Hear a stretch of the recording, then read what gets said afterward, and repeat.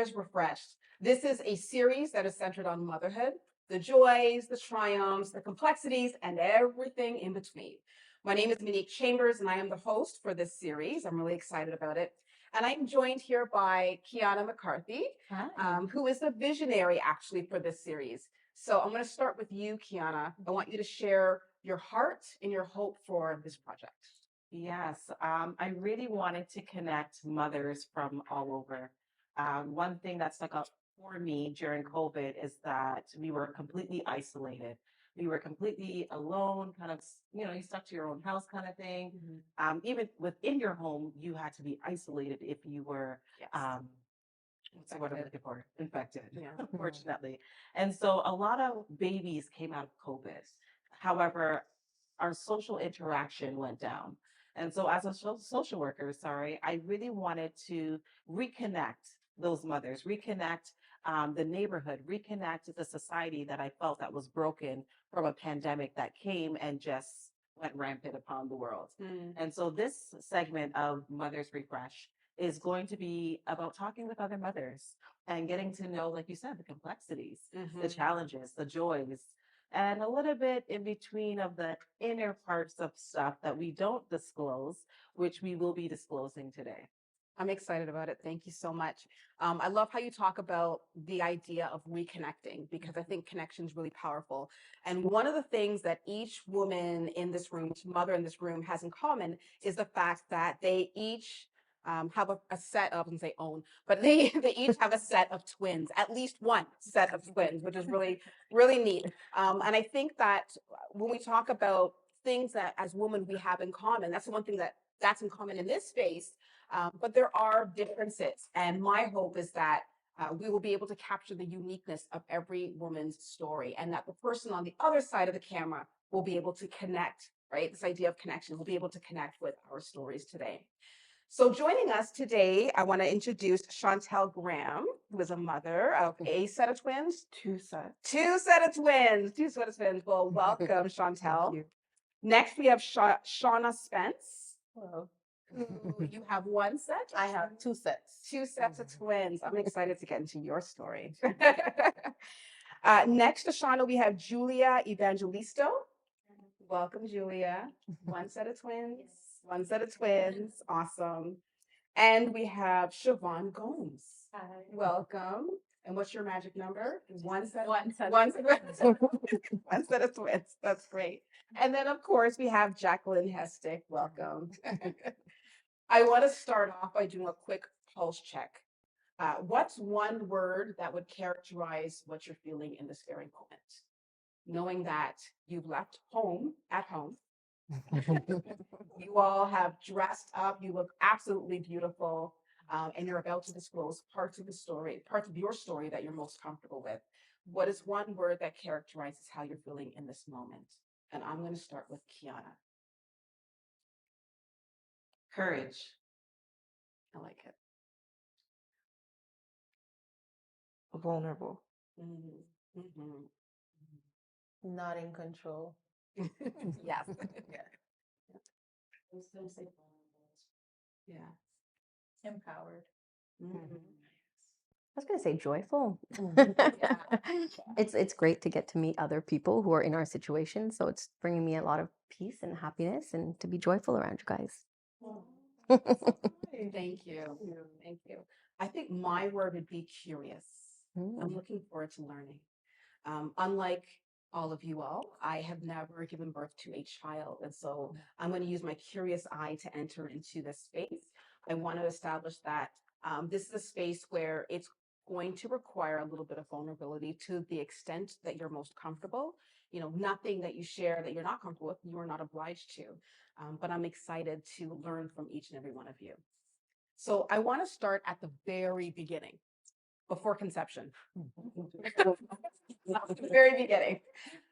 Would you say that having children was always the hope, the desire? Did you always want children to be part of your story? And let's start with you.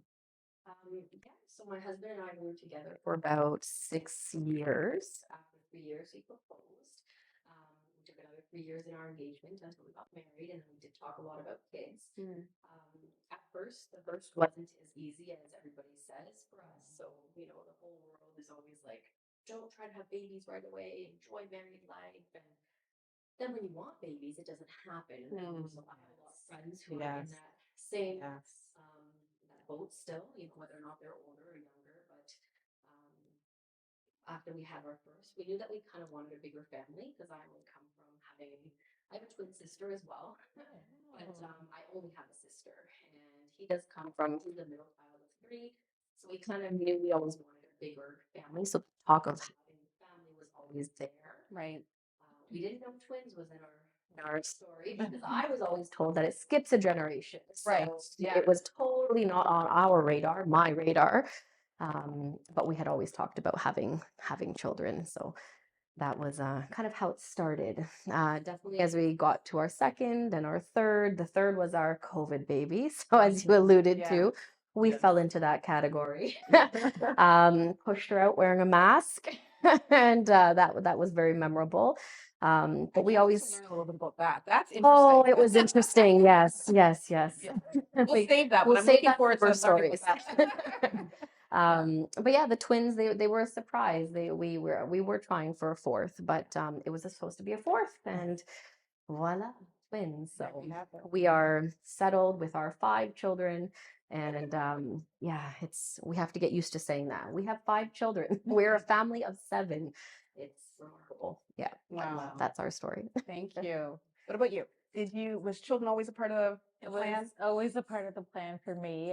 My friends would joke and say, you know, Siobhan's the mother of the group, so Siobhan's going to do everything first. I didn't have the baby first out of the group, so a little thankful for that because I felt like the pressure was on since high school because they're like, it's going to be you. But yeah, and I did always want twins. It's something that I had just always loved. I guess that we get that from the Sister show growing up watching that. Yeah, I just didn't know I manifested it so much.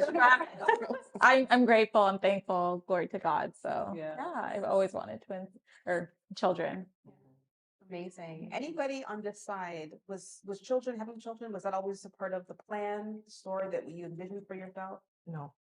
No. No. Okay, tell me about that. I come from a large family. Like I'm the youngest of 12. Oh my God. And Wow. yes, 12? I'm the youngest of 12. And I have like my grandmother has 12 kids of her own. So I come from a humongous family. So I thought I was gonna be a one and done. And obviously I'm not.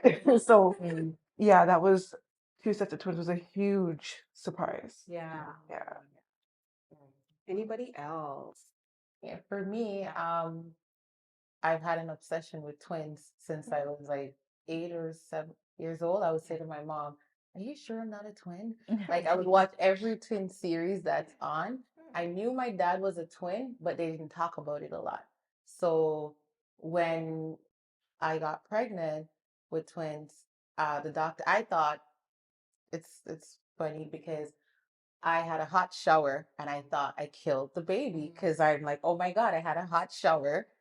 I was young, I didn't know. And I went to the doctor, they were laughing. And I said, I had a hot shower. I think I killed the baby. And I'm like, can you do an ultrasound? And they're like, I have something to tell. And I'm like, is it twins? And they're like, yeah. I'm like, I knew it. I always wanted twins. So, and I always told people, I feel I have another set in me. Like I just felt it. Like there is another set coming, right? Yeah. So maybe manifested it, or you just know, you just know, right? So that's my twin story, and my brother has twins too. Look at that. It's in your family. It's in there, Yeah. it's right, and it didn't skip, as they say, like no, Yeah. it doesn't make sense. I'm beginning to think it's a myth. I don't know anymore. It's meant to be. Yeah. Because my grandfather's a twin. Okay. So my whole life, my mom said, you are likely to have twins because it skips a generation. Right. Well, genetically, the woman is responsible for releasing an egg. So it can travel through the male bloodline and genetically still be carried. But it's really up to the female to really be responsible. So Yeah, father being a twin and then it passing down to you. and then my brother having twins too. Yeah. It's Yeah. weird, right? Yeah. And so when I was pregnant. I had my first ultrasound and it was twins. And I called up my sister, who also has a set of twins. That are 3 Oh years my old. goodness. Interesting. Lots of twins. So there's about 6 set of twins just on my Oh, wow. dad's side of the family. That's amazing. Wow. Oh my goodness. Kiana, did you always see Um, your story? Not well, because a lot of my family members, a lot of them had children out of wedlock, and so for me, I was just like, yeah, that's not gonna be me. Like I know I'm like I didn't want children because I saw like my cousin who I always looked up to. She had a beautiful boy at 16, and not saying her life was ruined or anything. It's just that momhood came, and I'm like, I can't play with you anymore. I can't go out. Yeah. And so I just looked at it as I'm gonna have children later in life, but I wanted to have them around like 23 or 25. So when I do get older, I can go back to having Fun. Yes. Yes. Yeah. And so getting married get married at what age? 31, I think it was. Okay. Yeah, I think that's somewhere around there. Things are blurry now. And then having twins, I did not know at the moment. I had a dream that I was going to have twins, which was kind of weird. And I went to Jamaica. Long story short, this lady came up to me and she's like, "Yeah, you're gonna have twins." Did you know her? I did not know her. I went to Jamaica on a resort with my firstborn, and she literally told me, for some reason, I see that you're gonna have twins in your future. And I'm like, yeah, no, not happening. Because my sister is a twin, so I have twin sisters. And then my grandmother had a set of twins, and then she gave birth to Aunt Merle, and then they have twins. So we have twins as well. But again, I thought it skipped a generation.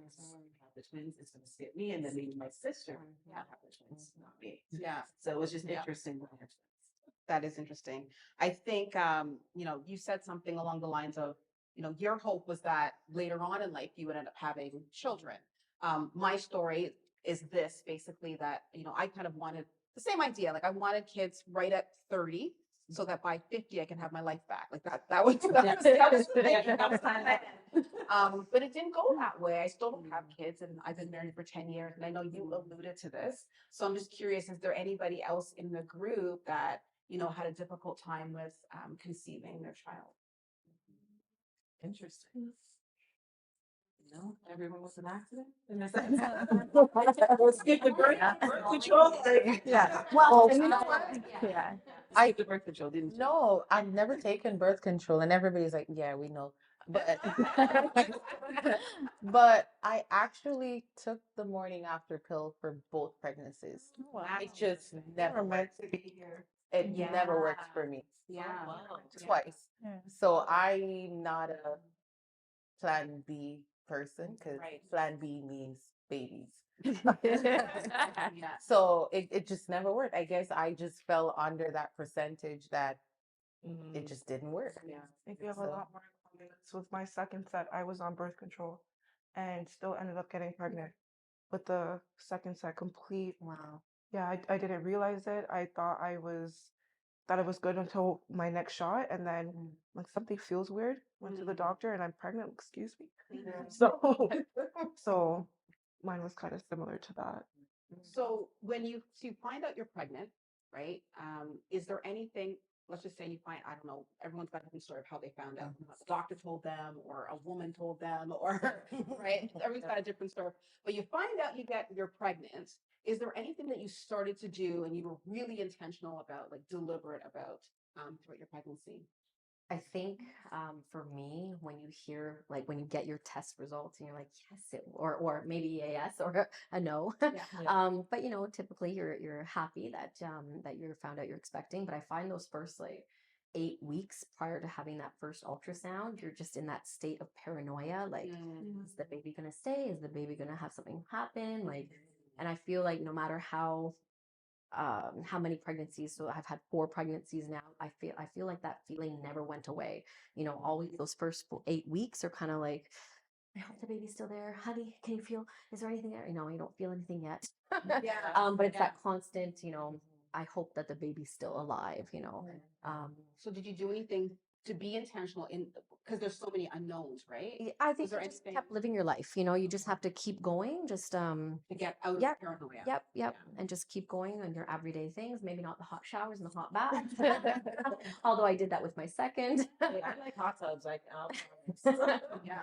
But no, you just have to be in that headspace of, you know, it's going to remain positive, you know, and you're going to get that positive reading. You're going to see a baby in that sac on that first ultrasound and, you know, stay on the optimism side, I think, because it can weigh on you. It can definitely weigh on you. For sure. Anybody else intentional during like that, either that first bit or second and third trimester? I made sure to get a midwife. I've always wanted like a water home birth that like just back in the times how they did stuff of Yeah. birth. I did not want a medicalized birth. So when, you know, they find out it's twins, then they want to tell you, oh, well, you're high risk. So there goes the birth plan out the window. Go to the doctor for that. Yeah. Yeah. So, and I remember just begging the midwife because again, I was like, you know, it's twins. And she's like, nope, you have to go to an OB. And I was like, please, please. I'm like, at the end of the day, I just want someone to advocate for me just in case anything happens. Right. So even if you don't want to do all the other stuff, just be there to advocate. I'm like, I can't really depend on my husband. He might forget what I want to be said during those times. So just please. And she was like, okay, fine.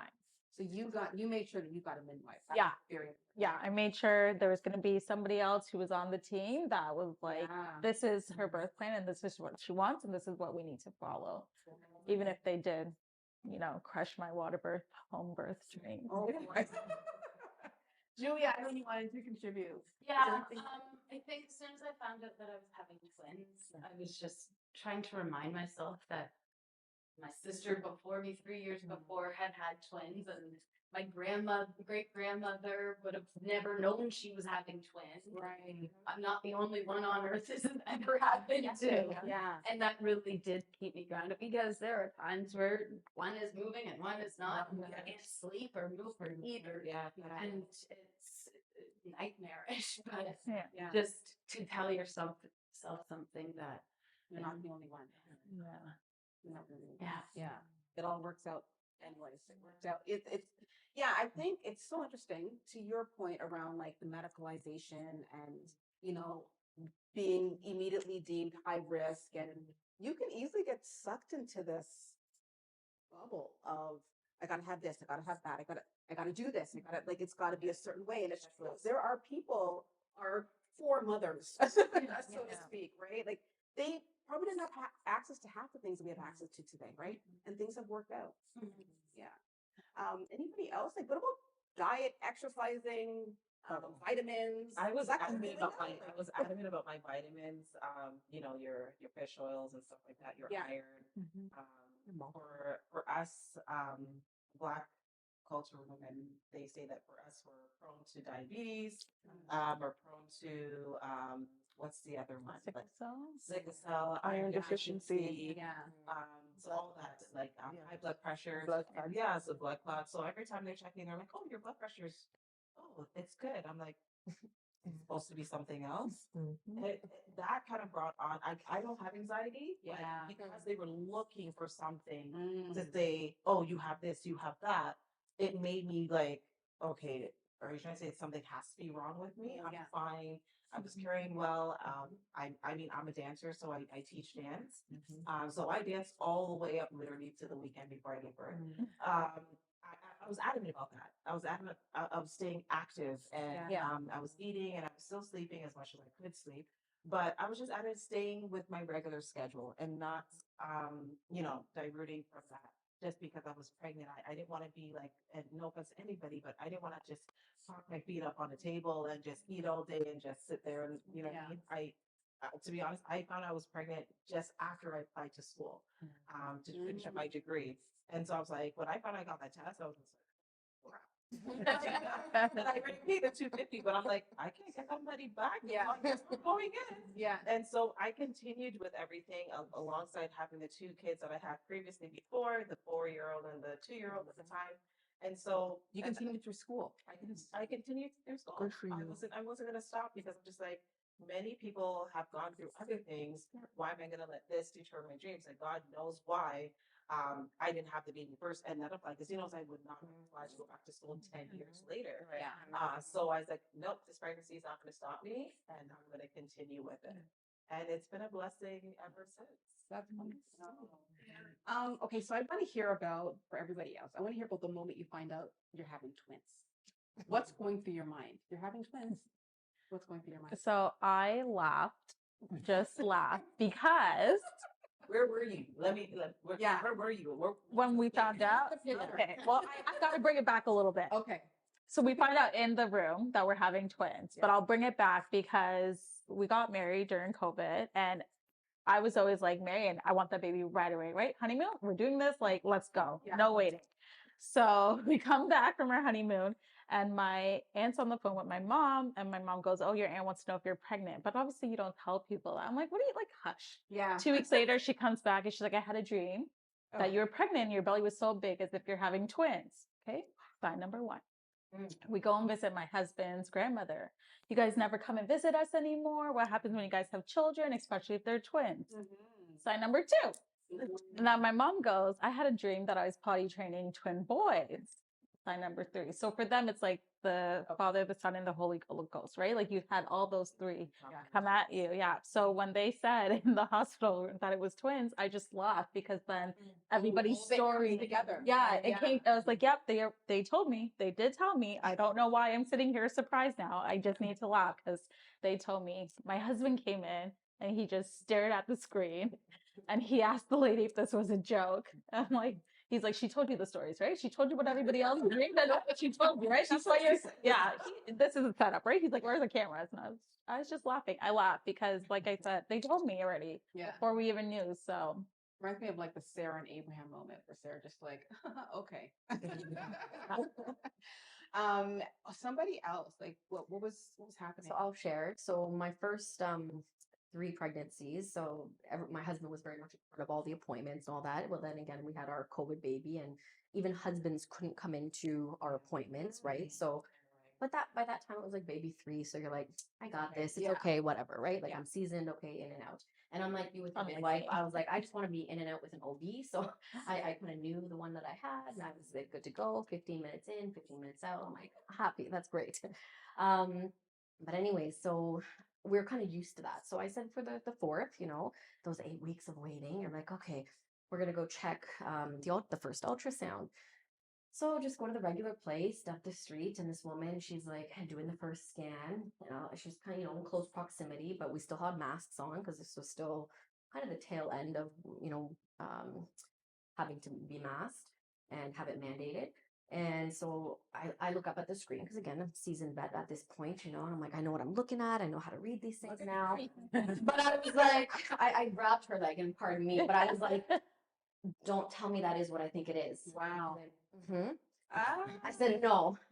And then I just burst out crying. And I was like, no, this can't happen. I said, we were braced for 4, not 5.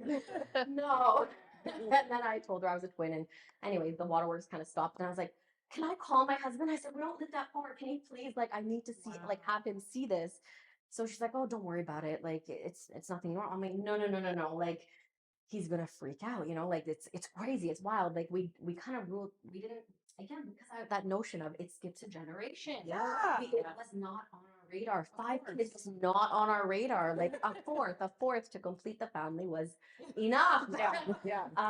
So that was really wild. So I said, okay, you know what, you got to print me out the little picture with the fraternal, so the 2 sacks. I said, okay. So I didn't tell my husband. I said it went fine, and I said I'm on the way home now. So I made them come in, sit down on the couch, got my phone out, film their reactions and everything. Got my kids there. And I said, oh, here's a picture of the baby. It's allowed. He was looking at you. Well, once he saw it, he's like, what is this? He's like, is this twins? And then he just he jumped up for joy. He's such a great dad. And he's happy to have, as many kids as he wants. It's wonderful. But, it was just, again, we didn't see it coming. So to have that first view and to share that moment was really, really wild. And I got to the tech. I was like, "Can I hug you?" As I left, and I just like she's like, "Of course." And I just gave her that biggest hug. I'm like, "I'm sorry, I cried so much." She's like, "It's okay." The double emotions. Oh yeah. Yeah. That was wild. So we've been talking a lot about like pregnancy, the moment of finding out and, things that maybe you were intentional about. So you were pregnant. I kind of want to just land here in terms of this conversation around pregnancy. You find out you're pregnant, you're doing some of the intentional things that you want to get done, or you're living life and trying to stay out of the state of constant anxiety. What did you learn about your unborn child? Like, if we can just look back, what did you, while you were pregnant, what did you learn about your unborn child? And that knowledge, whatever you're doing with your child, well, your child's children, I'm sorry. Yeah. Children are cooped up in there. What did you learn about your unborn children, and how do you think that may have informed how you parent today? It's a big one, I know. So let's get there. Let's start with, what did you learn about your unborn children? They're kicking, they're doing their thing. You want to sleep, but maybe they're up, or maybe, what did you learn about them? Um, for me, I realized the person that I could tell, and I'm not sure if I manifested that personality Okay. or it would have happened, but I found that the ones who stayed at the bottom are my quieter ones, even till this day. To me. And the one on the top that is more active, Yeah. which is my daughter, the 16-year-old daughter, and one of the boys is the more active one because that was the one up here that I could interact with more. And at times, like I would feel no movement at the bottom at all from either sets where I'm concerned. Like I'll feel just one flip over, and I'm like, okay, you're still there. Yeah. Right. But personality wise, I really saw the personality off from them in the womb to until this day. Like it never switched. The Do quiet you- one stayed quiet. Do you now? So I'm wondering now that you know that, does that influence how you parent each one of them at all? For the Now, first I guess. for the first set, because it was boy and girl, Mhm. my duty, I felt like my duty was for the boy to understand that this is you, and for my daughter to understand. And at daycare, they would say to me, "Oh, let him do that. They're just kids." And I say, "Yes, but I have two different sets Right. at the same age where if I'm allowing both of them to do the same thing at the same time, then you're not going to have that individual personality Okay. that I needed because people just assume Yeah. they're twins, they do everything. I dress them alike, similar with the boy and girl, and the other two, I still dress them the same, but at the same time, I allow them to have their own time. You don't have to do that if your brother is doing that. But with boy and girl, it was really difficult for me to explain that to the daycare Yeah. that I really wanted them to do their own thing Yeah. and understand. And I mean, no, it's very controversial now to say, but back then, I wanted him to know I am a boy and for her to know that I'm a girl. And that was something that I remember that was really important for me to push on them. With the other two now, they just do their thing Yeah. because it's the same. They just But do from their the thing. beginning, you knew different personalities, and so when they are born, that's kind of like how you parent. You Yeah, are I very- never try to make one fit into the Right. personality or be like or compare Yeah. because people are so cruel. I think they don't realize which one you like more. What? Or No. like Yeah. which one gives trouble the most? I said they both. They have their day. I said it's tag team. It's tag team. Yeah. But you're asking a parent to choose Yeah. which child I like more. Yeah. Right? So That's I mean, people impossible. they just say it, right? Yeah, they don't think about when They don't really Yeah. think about it. Oh, he's cuter. Right. And you think about And that's the assumption that when you have twins, automatically it calls for you to start comparing. so as a parent, you try not to compare them to their sibling Yeah. because you think about, mentally how that's going to affect them in the long run. Yeah. I've always heard that my sister is prettier than me, and you're hearing that your whole life. from a young child. Oh, she's so much cuter than you. Oh, you're fatter than her. impacts you. And people just say these things. Yeah. So as a parent, you can't control what happens outside.